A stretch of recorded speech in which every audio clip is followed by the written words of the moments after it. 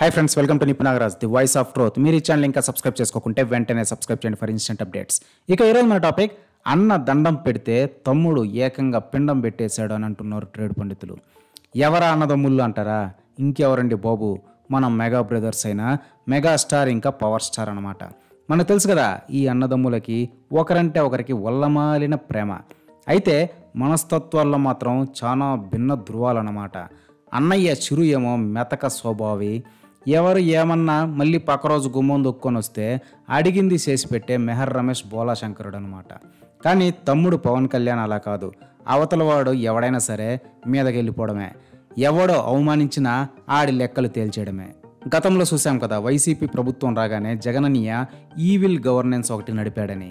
పవన్ కళ్యాణ్ ఓడిపోయినా కూడా తనకు రాజకీయంగా కంట్లో నలుసులా పంటి కింద రాయిలా మారాడని, అక్కసుతో చేతిలో అధికారం ఉంది కదా అనేసి పవన్ కళ్యాణ్ కోసం అన్నట్టు మొత్తం ఇండస్ట్రీని ఇబ్బంది పెట్టడానికి రెడీ అయిపోయేసి బెనిఫిట్ షోలు క్యాన్సిల్ చేయడమే కాకుండా ₹5 టికెట్లు పెట్టి ఇండస్ట్రీని కోలుకోలేని దెబ్బతీశాడు.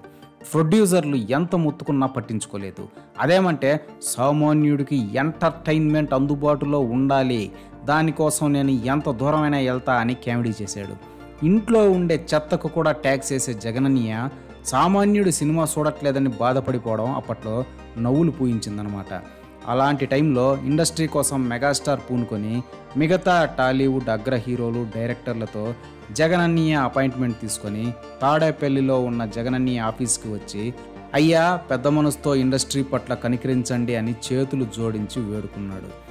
4 గోడల మధ్య జరిగిన దాన్ని వీడియో తీసి మీడియాకి వదిలింది వైసీపీ. చిరంజీవి అంత తోడు అలా చేతులు జోడించి ప్రాధేయపడుతుంటే అయ్యో పెద్దవారు అని కనీసం వారించకుండా సైకోలాగా జగనన్నయ్య నవ్వడం మెగా ఫ్యాన్స్నే కాదు, సామాన్య జనాన్ని సైతం ఇబ్బంది పెట్టిందనే చెప్పాలి. అలా చిరంజీవి చేత దండం పెట్టించుకొని సునకానందం పొందిన జగనన్నయ్య పైన పవన్కి చిర్రెత్తుకొచ్చిందనమాట.